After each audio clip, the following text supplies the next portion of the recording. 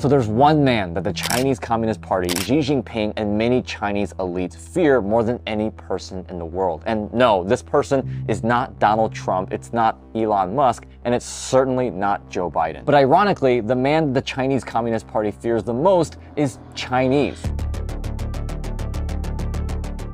And his primary mission is simple: to expose hidden secrets and turn the people of China and really the world against the CCP. In fact, he's made claims that the CCP has gone as far as successfully infiltrating and even pulling the strings on our very own US Department of Justice, and that there are plans currently being executed by the CCP to take out the legs of our military as well. Which, based on what we talk about later in this video, he may not be that far off. And this important figure looking to bring all of the CCP's dirty tactics to light is a man named Guo Wengui, better known as Miles Guo. Now, this guy wears a lot of hats, but his claim to fame was being a real estate billionaire primarily through his development projects. And on top of that, he's an online influencer, a political activist, and even a rapper. Yup, a rapper who started making diss tracks and songs speaking out against the Chinese Communist Party. And arguably his biggest hit, which garnered millions of views and listens, is a song titled "Take Down the CCP." So obviously it's no secret that Miles Guo and the CCP don't necessarily have the greatest relationship. As a matter of fact, the CCP wanted him gone so much so that the Chinese government officials started arresting his close friends and business partners,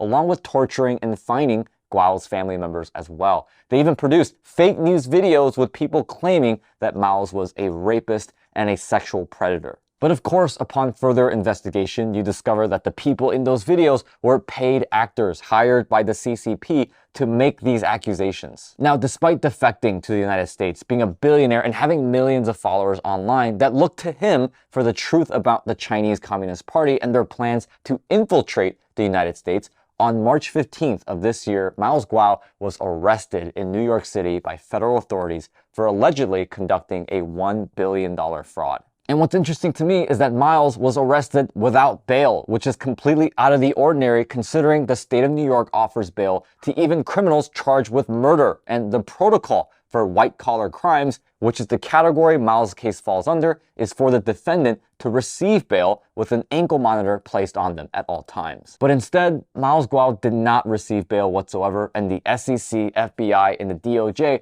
all went after Miles, and over $630 million worth of assets was seized by the US government. Okay, so what happened? Did he actually commit fraud? Did innocent investors lose millions of dollars? And the answer to both of these questions: no. Because here's how fraud typically works. At first, you have operations that are mainly built based on deception. Usually everything looks amazing up front, but the more research you do, you realize this model isn't sustainable. But of course, for that exact reason, the business falls apart and fails, which eventually leads to a big exposure of what's really happening. Then investors get angry, media gets involved, leading to a grand finale of arrests being made and charges getting rolled out. In fact, if you look at some of the largest examples of fraud, such as FTX with Sam Bankman-Fried and Bernie Madoff, you quickly learn that they all follow this exact model. But that's not what happened with Miles Guo. Actually, not even close. In fact, the only reason why the business quote-unquote failed was because the SEC and the FBI came and shut it down by seizing funds right away after they were being raised. And with regards to the investors, out of the 5,500 investors that worked with Miles Guo, none of them came out and classified themselves as victims. In fact, the New York Southern District Attorney Damian Williams was unsuccessful in finding even one person investing with Miles to speak out against him. But what we find is actually the opposite, because at a rally to support freeing Miles Guo on March 18th, investors spoke out that they don't consider themselves victims of Guo, with one investor going as far as to say, "We are not victims of Miles Guo or GTV. We are the victims of the SEC, of the DOJ, and the federal government agency of the United States who are infiltrated by the CCP." Okay, now I don't know about you, but when we see fraud and scam operations of this magnitude, especially with this amount of money involved, we typically see thousands of angry investors that are demanding justice and reparations. What you don't see are thousands of the quote-unquote victims getting together at a rally to support the alleged fraudster. And to top it all off, the hundreds of millions of dollars that the SEC seized from Miles Guo, which was originally the investors' money,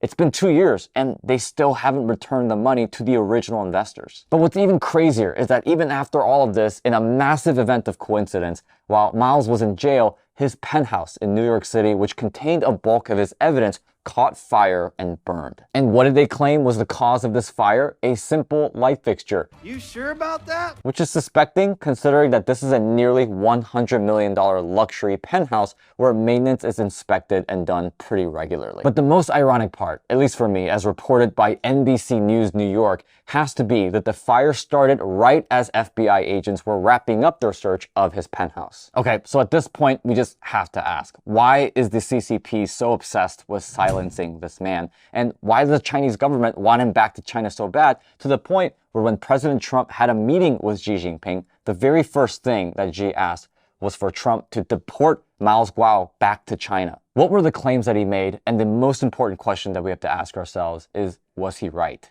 Well, here's a quick rundown on some of his biggest claims. For starters, on October 5th, 2017, Guo made a public statement backing it up with a confidential document belonging to the Chinese government stating that the CCP were secretly formulating a plan to start dispatching Chinese police officers to the United States. And uncoincidentally, 6 years later, on April 17th of this year, our very own Department of Justice arrested 2 Chinese New York City residents for operating an illegal overseas Chinese police station affiliated with the Chinese government, which we, by the way, still haven't done anything about to this day. Another claim he made, which seems to be appearing more and more true as time goes on, was him back in October of 2021, stating that the Chinese government plans strategically to have all US military personnel be vaccinated with the COVID-19 vaccine. Now, regardless how you feel about the vaccines, we now know for sure that the origins of the virus was not from a bat in the markets of Wuhan, but from a lab. And even evidence and statements from the US Department of State showing that the Chinese government restricted anyone from entering Wuhan to investigate, while also spending countless resources to push false narratives about its origins. I mean, at this point, I think we all know what's happening here. Okay, so that said, there are a lot of claims being made about Miles Guo. Some are saying that he's with the Communist Party. Some say the CCP has a lot to do with him acquiring the wealth he did in the first place, and now he's just turning on them. And many are saying that he is indeed just a corrupt businessman who's now just going against the CCP as a scapegoat argument. That said, I'm curious to hear where you stand on this, so feel free to share your thoughts in the comment section below. And also a big thank you to the YouTube channel Wolves in Finance for providing a lot of the information. And that being said, guys, thanks for watching.